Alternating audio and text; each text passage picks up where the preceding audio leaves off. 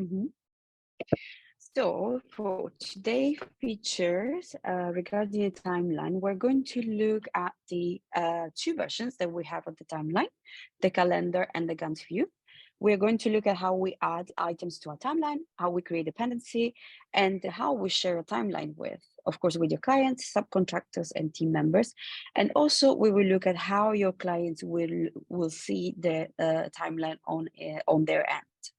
Feel free to drop your questions in the chat. We are gonna catch up with them later on.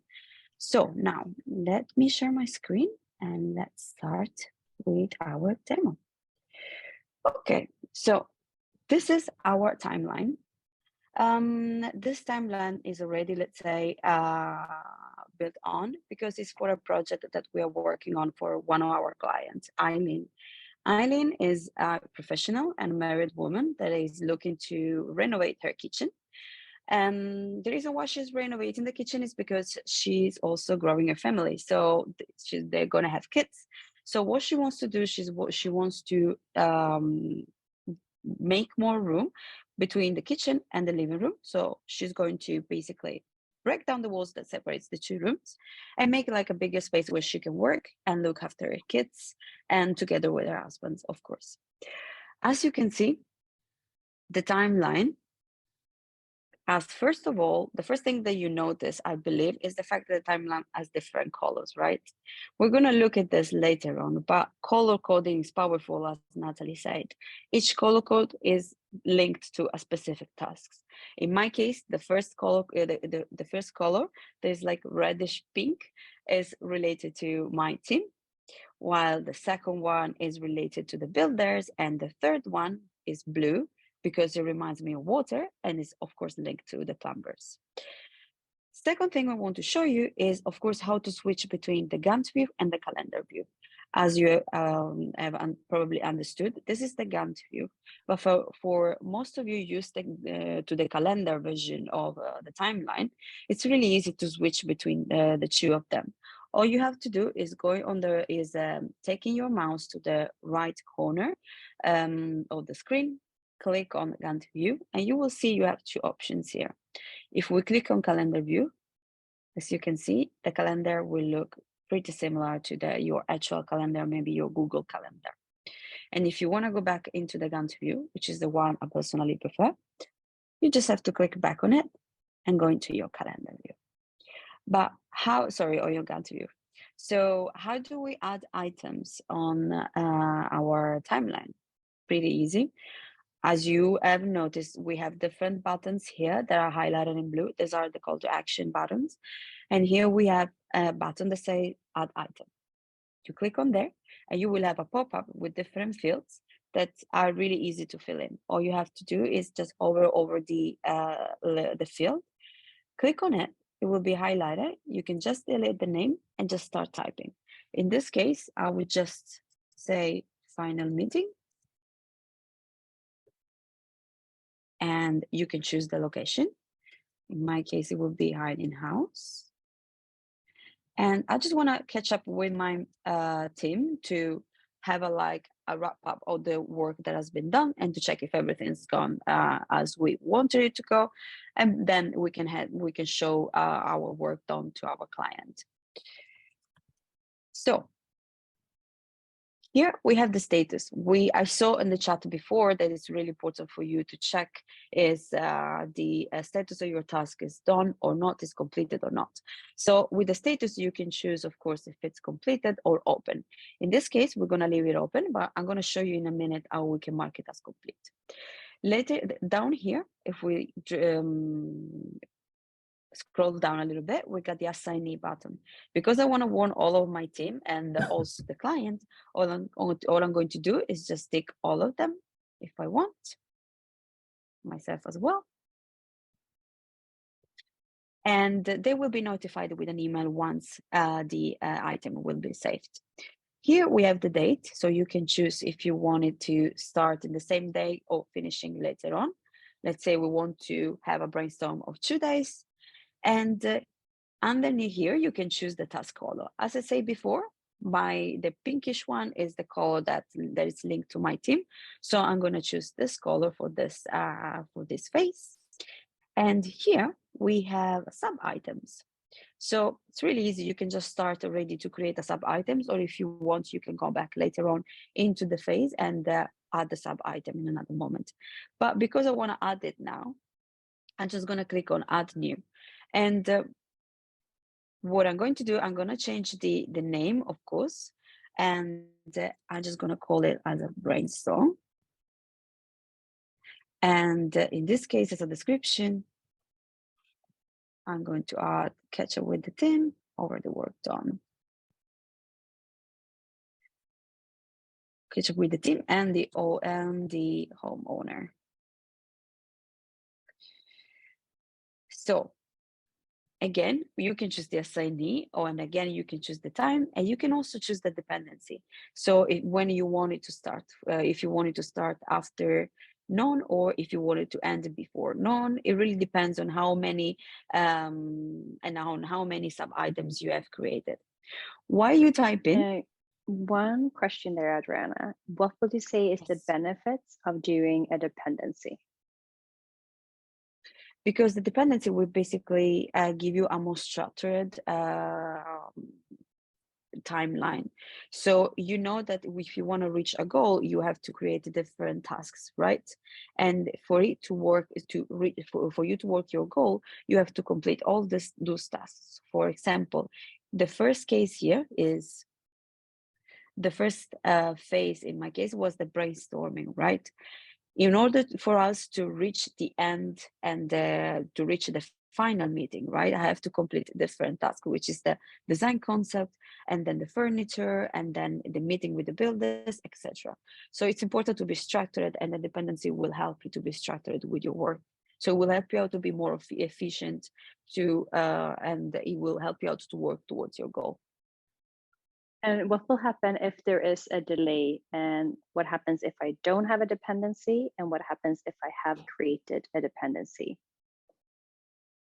Okay, so if you have created a dependency or anything, that's pretty easy. All you have to do is just you can either just click on the phase you're working on and edit the dates here.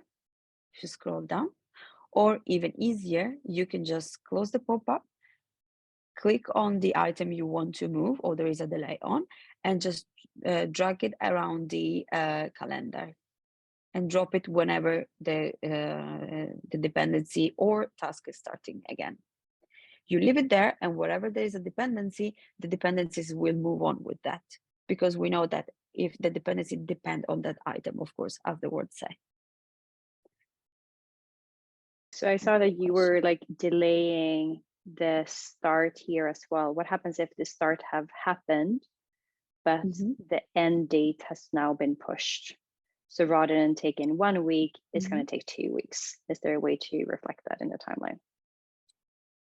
Yes, even there, you can either, again, click on the phase as we saw before. I'm going to show you again just to make it easier for you to understand, or if you missed it, just click on it and the pop-up that we saw before will appear, and you can change it here. You can change the end date here if you prefer, or the way I prefer doing it is just hover over the end of the task and just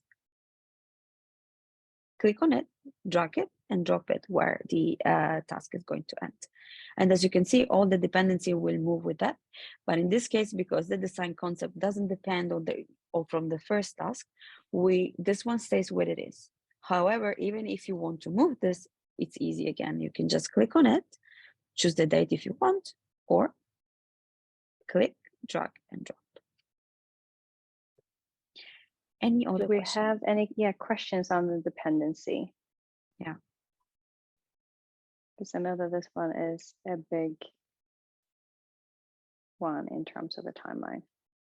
So it doesn't make sense. Basically, what I'm saying is this task depends on the first task. If the first task is delayed, the second task will also be delayed. So the second task can only start if the first task is finished.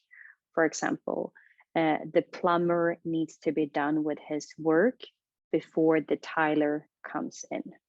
And if the plumber is being 2 days delayed, then the tiling guy will also be pushed 2 days. And that will all happen automatically if I created a dependency. Clear so far? Same thing here. Perfect. Any other questions? Okay, something I wanted to show you is how you mark a dependency or a task as complete. Easy, just click on the item and change the status. So in this case, you can just click mark it as completed. And in this case, again, you don't need to save anything because it will be automatically saved, and it will be notified as well to the people you have shared your timeline with. So another thing I wanted to show you, as you can see on the left-hand side, we have all of our sub-items and tasks with some initials here. So you can see already straight from your timeline, and your client can see it as well, who is on charge for that task. So, but how do we do that? So how do we share that? It's pretty easy. You can either click on share, or you can click on the icons here. When you click on the icons or on the share button, you will have a new pop-up, and you will see that you can either grant the access to your client. And in this case, the access can be either a basic access where the client can just only see main items without the sub items, or you can grant your clients a detailed access or no access at all. I saw before that this was an important feature because it's really hard for you to keep everyone aware of what is going on. So this is great because everybody will be notified, and everybody will be on the same track, because it will be shared with the people you want to share the timeline with. And by default, your timeline will be shared with your team members that have access to the project. Same, you can either grant, you can also grant the access to your subcontractors and suppliers. When you click on that, you can, of course, change the status with access. And when we leave the pop-up, as you can see, we have different icons next to project timeline. Do we have any questions so far regarding the sharing button? I can't hear Natalie, you're on mute. In terms of the icon, if I hover over each one of them, does it tell me what they are for? The blue, the green, and the red one? Mm-hmm. They do. Yes, it does. We got the red one that says subcontractor, green one team members, and this one that is the client dashboard. So what is the client dashboard? The client dashboard is basically how your client will see the project you're working on. And if you're curious to see how your client will actually, how it looks on your client end, all you have to do is clicking on preview client dashboard. When you click on there, my internet today is a bit slow, so bear with me. You will see right away from the home page the timeline that is loading.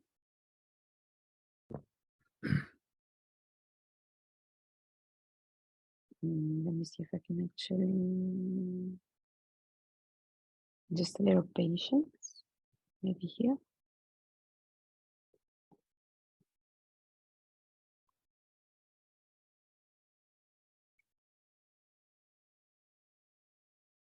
I have one question that is coming in that you might be able to show us after we have seen how it looks from a client's perspective.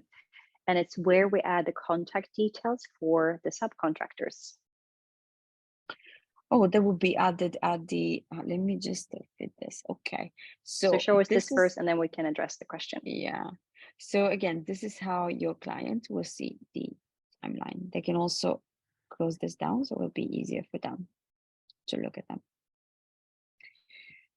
And this one here, Adri, would you need to share it every single time when you make an amendment, or will the timeline in the client dashboard be a live link?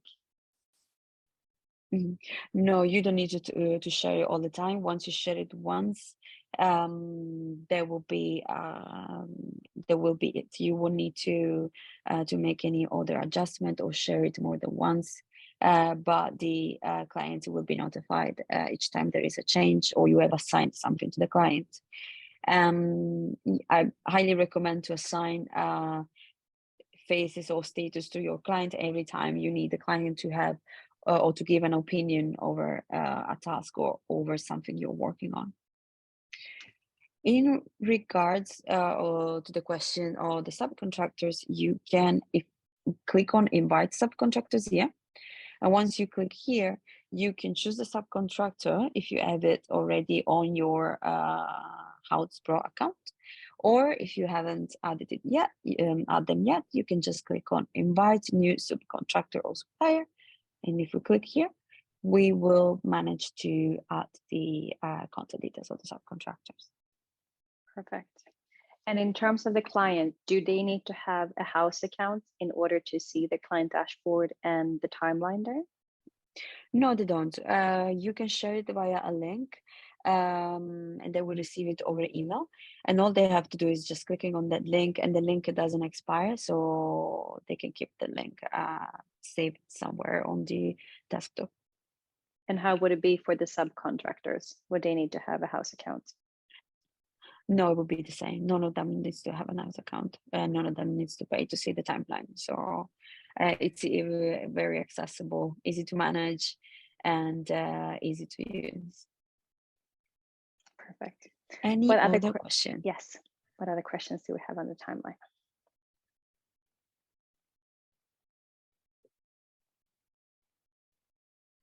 I'll stop sharing a moment. So if there are no more questions, let's jump. We're nearly to the end of our. Okay. Now we have a couple of questions for you. Okay, one more question from Elisa. Can the client communicate directly with the subcontractors? Unless you as a professional don't share the contact details, no, the client should not be able to communicate with the subcontractors. It's a matter of privacy as well. Elisa, I think you are on mute already. Do you want to just talk a little bit about what the use case will be for the client to be able to communicate with the subcontractors? You don't need to type, you can just speak. I think you are unmuted. Oh, sorry. Yes, yeah, perfect. I can hear you. No, because obviously we have to enter the details of the subcontractor onto the house. So then I just thought the client therefore has got that person's details and therefore could communicate directly with them. Would that be helpful for you? Is that something that you would like them to be able to do or not? I'd rather not, so I stay in the loop. Yeah. So I just wondered if that could be possible, knowing that the details are on the system, or they don't have access to that detail because it's only myself. So I just wondered. Yeah, so like Adriana said, the data that you enter into the system is only for you to have in the system, and it's not going to be shared with the other stakeholders. Okay. Yeah. Cool. Thanks. Any other questions?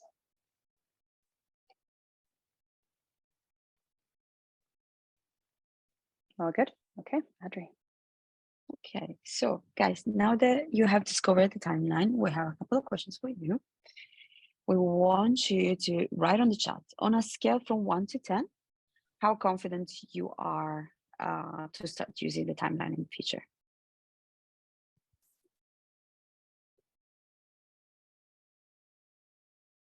Think about what we wrote. We have 5 and 5 and 10 coming in. Oh, nice. That's good. Like the number. 8.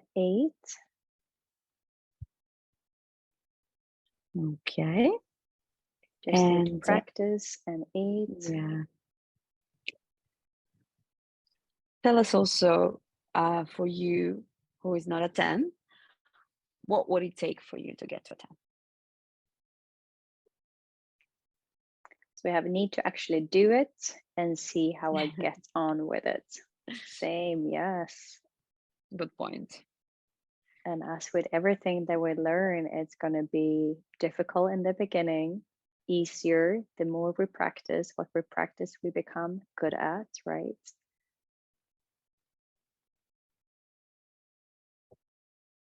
And also something really important, how would using timeline improve your workflow?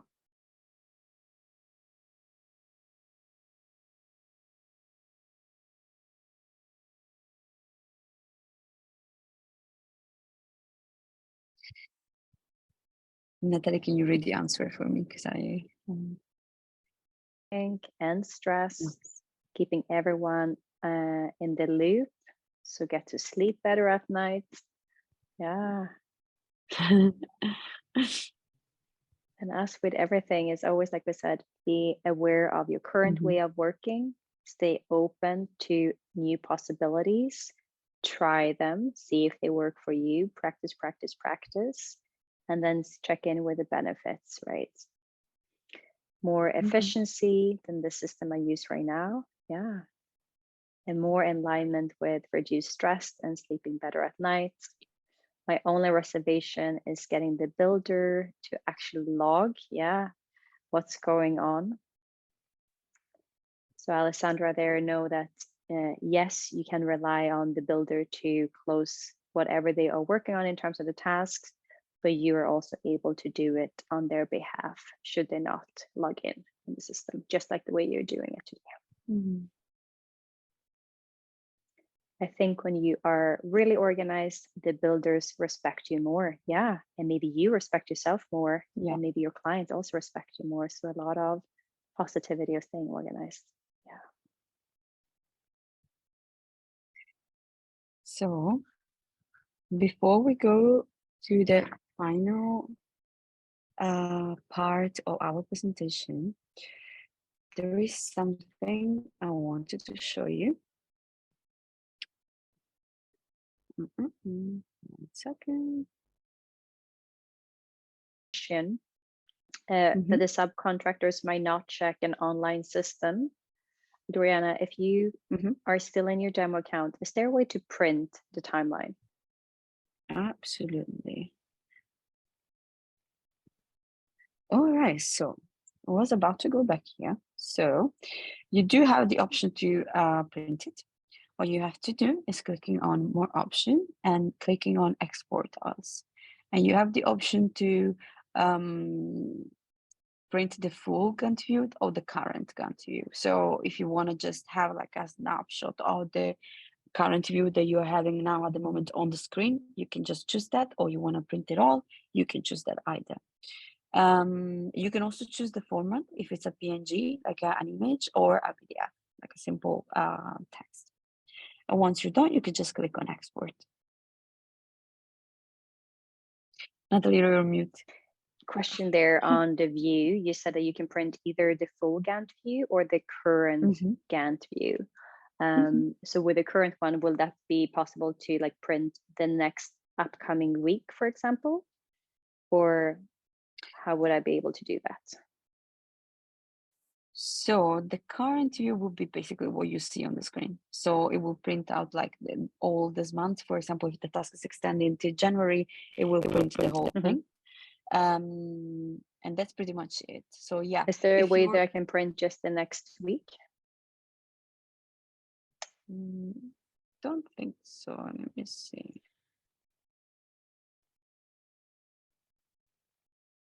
I'm thinking if you are using the Zoom one and then zooming into just the next week.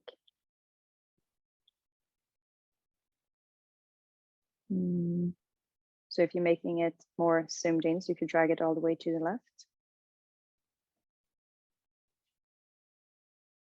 It's not, it's taking me somewhere else. It's not what I'm looking for. If we click on today, maybe. Okay. And then if you That's zoom all the way to the left, to the other left. That's right. It doesn't, no. So here we can see this would be the next week, right? For example, Mm-hmm. so November, whatever we have there. So by using the Let me zoom see if I can function, get to it.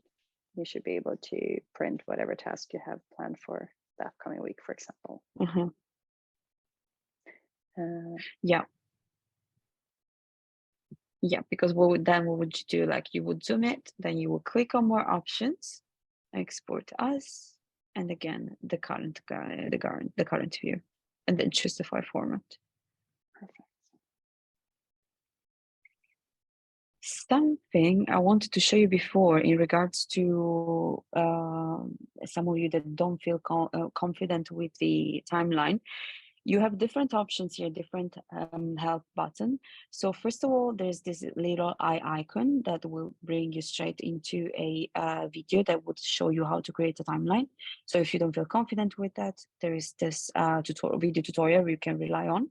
But there is also on the very top on the search bar, this is the bar that sticks every time, wherever you are within Houzz Pro, there is the support button. You can click here, and you can either call the support or submit a support ticket. And me, Natalie, Viviana, and all our team will be there to answer as soon as we can. So we will be there to help you, and we can also schedule some one-to-one training calls. Okay.